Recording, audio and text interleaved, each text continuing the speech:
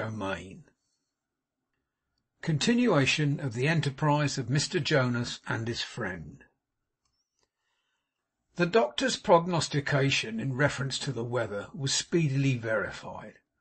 Although the weather was not a patient of his, and no third party had required him to give an opinion on the case, the quick fulfilment of his prophecy may be taken as an instance of his professional tact.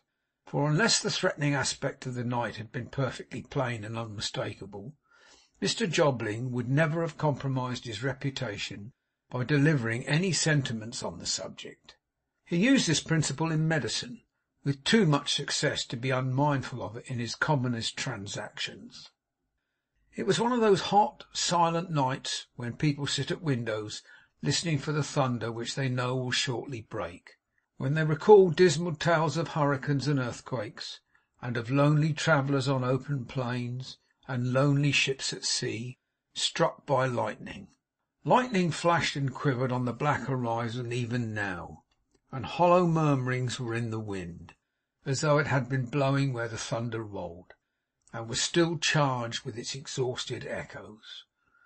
But the storm, though gathering swiftly, had not yet come up, and the prevailing stillness was the more solemn from the dull intelligence that seemed to hover in the air of noise and conflict afar off.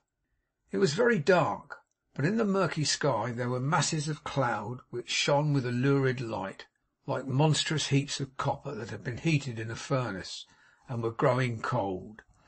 These had been advancing steadily and slowly, but they were now motionless, or nearly so.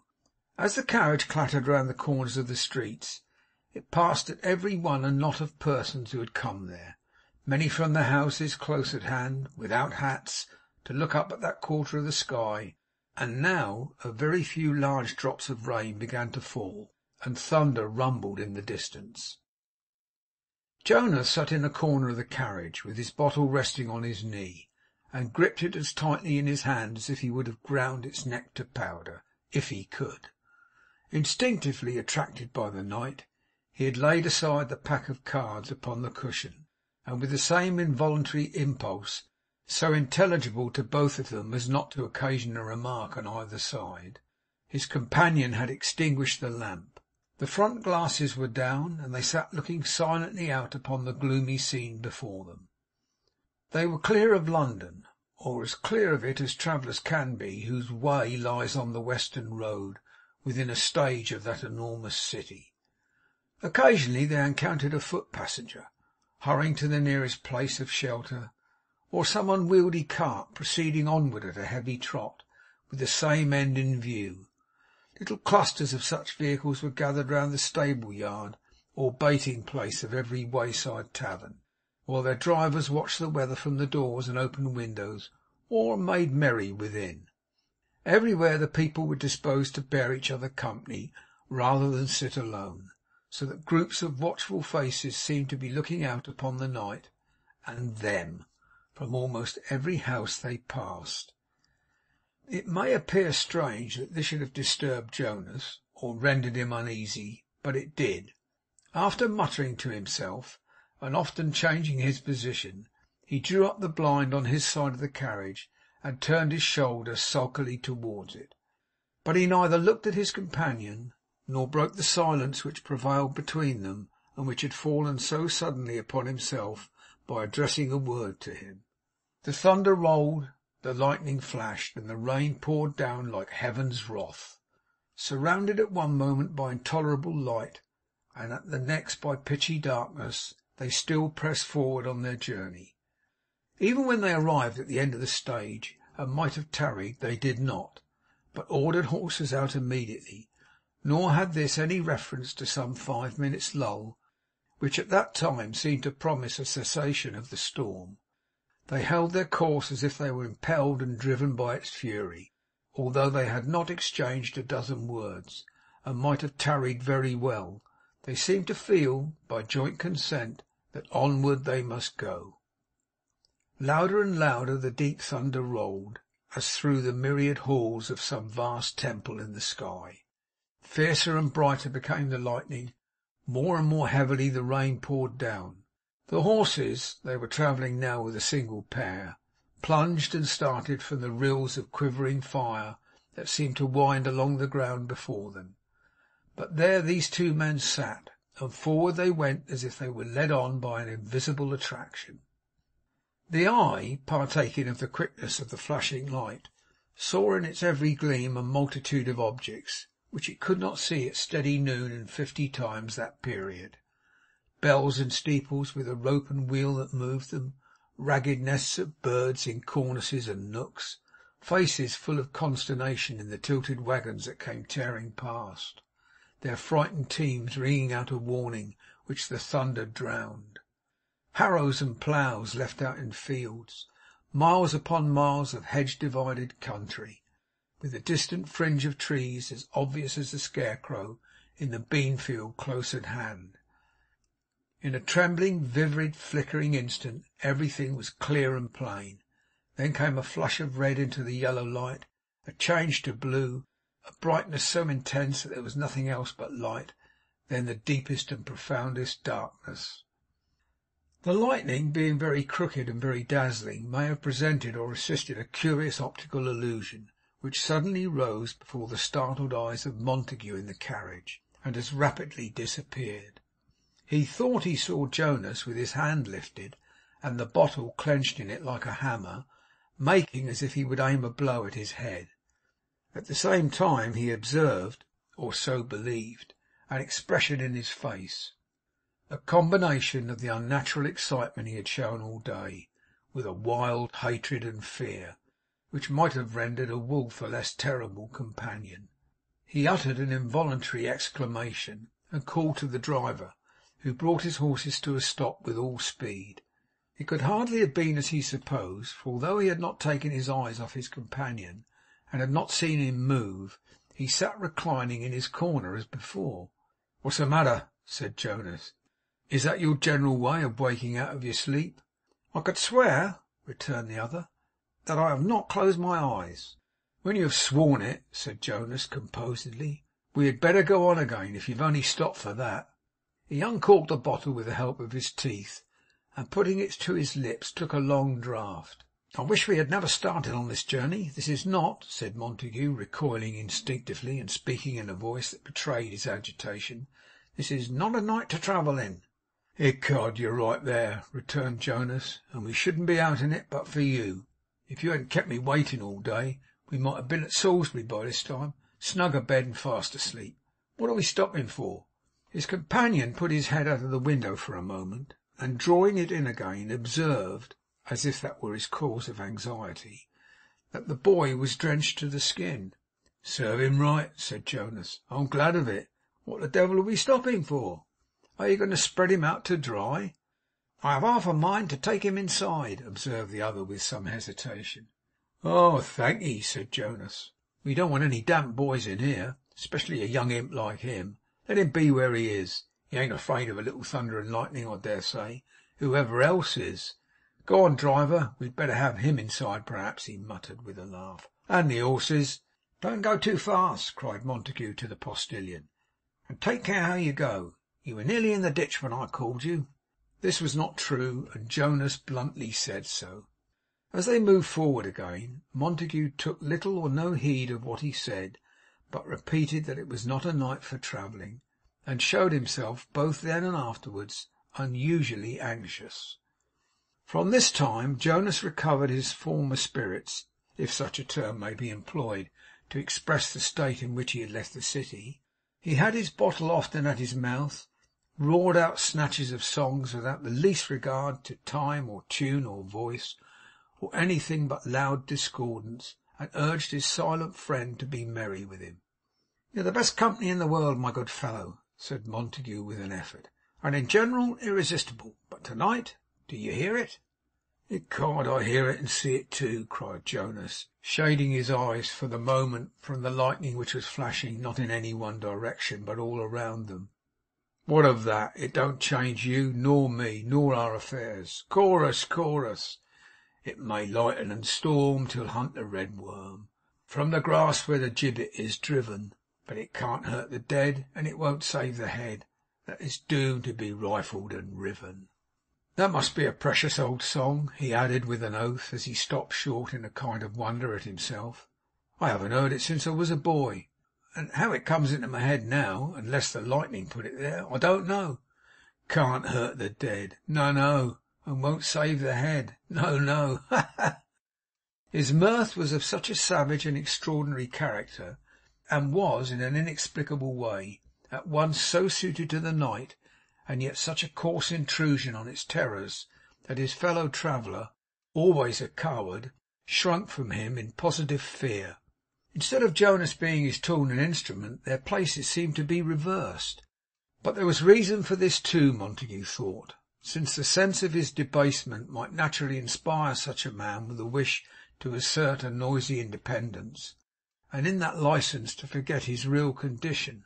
Being quick enough in reference to such subjects of contemplation, he was not long in taking this argument into account and giving it its full weight.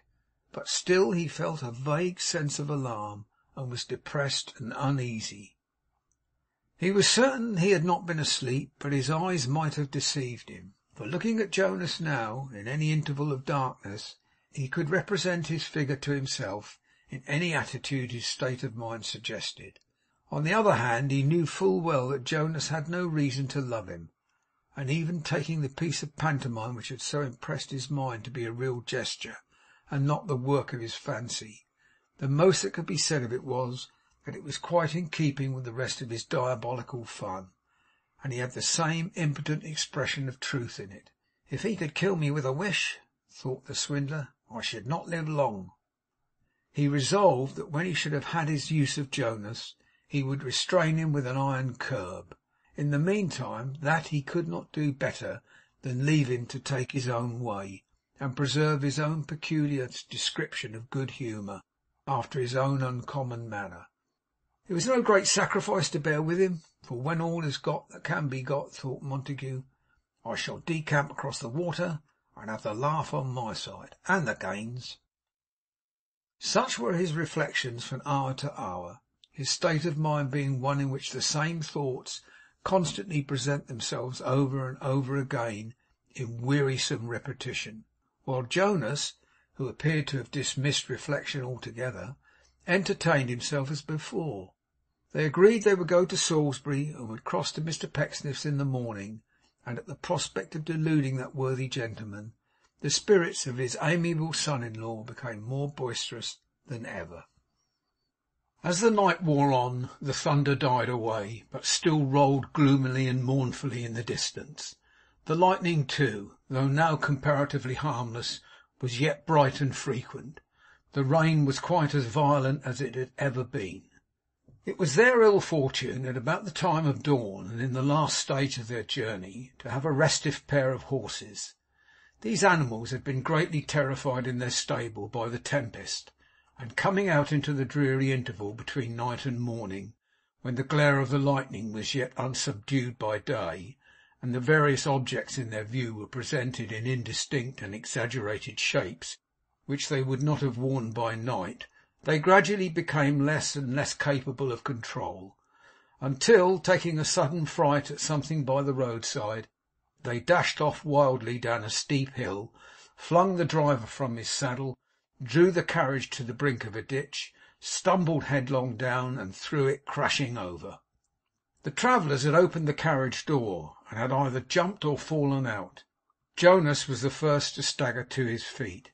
He felt sick and weak and very giddy, and reeling to a 5-barred gate, stood there holding by it, looking drowsily about as the whole landscape swam before his eyes. But by degrees he grew more conscious, and presently observed that Montague was lying senseless in the road, within a few feet of the horses. In an instant, as if his own faint body was suddenly animated by a demon, he ran to the horses' heads, and pulling at their bridles with all his force, set them struggling and plunging with such mad violence as brought their hoofs at every effort nearer to the skull of the prostrate man, and must have led in half a minute to his brains being dashed out on the highway. As he did this, he fought and contended with them like a man possessed, making them wilder by his cries. "Hoop!" cried Jonas. "Hoop again! Another! A little more! A little more! Up, ye devils! Hillo!" As he heard the driver, who had risen and was hurrying up, crying him to desist, his violence increased. "Hillo! Hillo!" cried Jonas. "For God's sake!" cried the driver. "The gentleman in the road! He'll be killed!" The same shouts and the same struggles were his only answer. But the man, darting in at the peril of his own life, saved Montague's by dragging him through the mire and water out of the reach of present harm. That done, he ran to Jonas, and with the aid of his knife they very shortly disengaged the horses from the broken chariot, and got them cut and bleeding on their legs again. The postillion and Jonas had now leisure to look at each other, which they had not had yet. "Presence of mind!" cried Jonas, throwing up his hands wildly. "What would you have done without me?" "The other gentleman would have done badly without me," returned the man, shaking his head. "You should have moved him first. I gave him up for dead." "Presence of mind, you croaker! Presence of mind!" cried Jonas with a harsh, loud laugh. "Was he struck, do you think?" They both turned to look at him. Jonas muttered something to himself when he saw him sitting up beneath the hedge, looking vacantly around. "What's the matter?" asked Montague. "Is anybody hurt?" "Ecod," said Jonas, "it don't seem so. There are no bones broken after all." They raised him, and he tried to walk. He was a good deal shaken, and trembled very much, but with the exception of a few cuts and bruises, this was all the damage he had sustained. "Cuts and bruises, eh?" said Jonas. "We've all got them. Only cuts and bruises, eh?" "I wouldn't have given sixpence for the gentleman's head in half a dozen seconds more, for all he's only cut and bruised," observed the postboy. "If ever you're in an accident of this sort again, sir, which I hope you won't be, never you pull at the bridle of a horse that's down, when there's a man's head in the way. That can't be done twice without there being a dead man in the case. It would have ended in that this time, as sure as ever you were born, if I hadn't come up just when I did." Jonas replied by advising him with a curse to hold his tongue, and to go somewhere whither he was not very likely to go of his own accord. But Montague, who had listened eagerly to every word himself, diverted the subject by exclaiming, "Where's the boy?" "Ecod, I forgot that monkey," said Jonas. "What's become of him?" A very brief search settled that question. The unfortunate Mr Bailey had been thrown sheer over the hedge or the 5-barred gate, and was lying in the neighbouring field, to all appearance dead. "When I said to-night that I wished I had never started on this journey," cried his master, "I knew it was an ill-fated one. Look at this boy." "Is that all?" growled Jonas. "If you call that a sign of it." "Why, what should I call a sign of it?" asked Montague hurriedly. "What do you mean?" "I mean," said Jonas, stooping down over the body, "that I never heard you were his father, or had any particular reason to care much about him." "Halloa! Hold up there!" But the boy was past holding up, or being held up, or giving any other sign of life than a faint and fitful beating of the heart.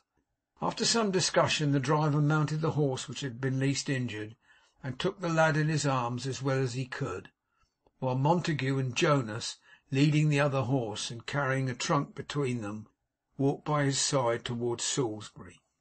"You'd get there in a few minutes, and be able to send assistance to meet us if you went forward, postboy," said Jonas. "Trot on." "No, no," cried Montague. "We'll keep together." "Why, what a chicken you are! You're not afraid of being robbed, are you?" said Jonas. "I'm not afraid of anything," replied the other, whose looks and manner were in flat contradiction of his words. "But we'll keep together." "You were mighty anxious about the boy a minute ago," said Jonas. "I suppose you know that he may die in the meantime." "Aye, I know. But we'll keep together." It was clear that he was not to be moved from this determination. Jonas made no other rejoinder than such as his face expressed, and they proceeded in company. They had 3 or 4 good miles to travel, and the way was not made easier by the state of the road, the burden by which they were embarrassed, or their own stiff and sore condition. After a sufficiently long and painful walk, they arrived at the inn, and having knocked the people up, it being yet very early in the morning, sent out messengers to see to the carriage and its contents, and roused a surgeon from his bed to tend the chief sufferer. All the service he could render, he rendered promptly and skilfully, but he gave it as his opinion that the boy was labouring under severe concussion of the brain, and that Mr Bailey's mortal course was run. If Montague's strong interest in the announcement could have been considered as unselfish in any degree, it might have been a redeeming trait in a character that had no such lineaments to spare. But it was not difficult to see that, for some unexpressed reason best appreciated by himself, he attached a strange value to the company and presence of this mere child. When, after receiving some assistance from the surgeon himself, he retired to the bedroom prepared for him, and it was broad day, and his mind was still dwelling on this theme.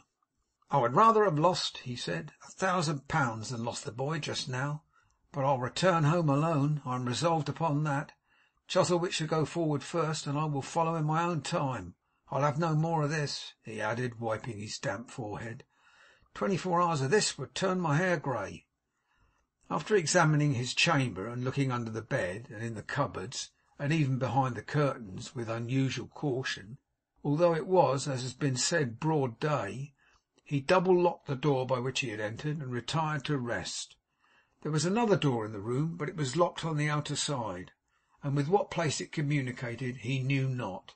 His fears, or evil conscience, reproduced this door in all his dreams.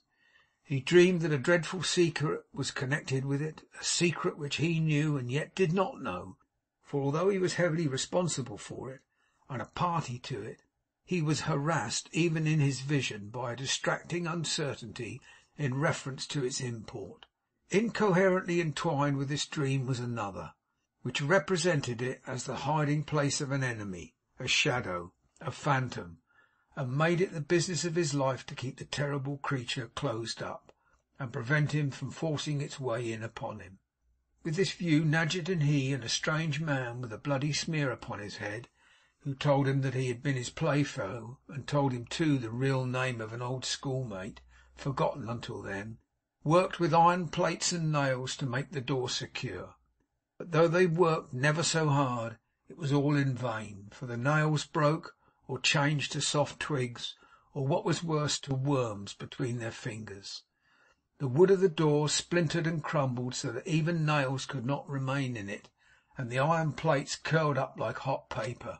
All this time the creature on the other side, whether it was in the shape of a man or beast he neither knew nor sought to know, was gaining on them. But his greatest terror was when a man, with the bloody smear upon his head, demanded of him if he knew this creature's name, and said that he would whisper it. At this the dreamer fell upon his knees, his whole blood thrilling with inexplicable fear, and held his ears. But looking at the speaker's lips, he saw they formed the utterance of the letter J, and crying out aloud that the secret was discovered, and they were all lost, he awoke. To find Jonas standing at his bedside watching him, and that door very wide open.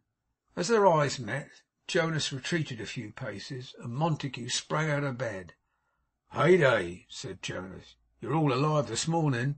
"Alive?" the other stammered, as he pulled the bell rope violently. "What are you doing in here?"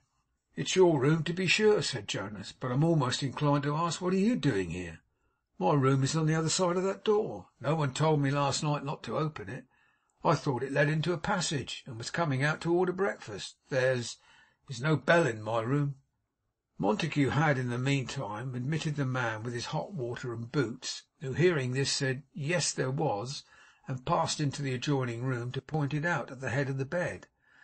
"I couldn't find it then," said Jonas. "It's all the same. Shall I order breakfast?" Montague answered in the affirmative. When Jonas had retired, whistling through his own room, he opened the door of communication to take out the key and fasten it on the inner side, but it was taken out already. He dragged a table against the door, and sat down to collect himself, as if his dreams still had some influence upon his mind. "An evil journey," he repeated several times. "An evil journey, but I'll travel home alone. I'll have no more of this."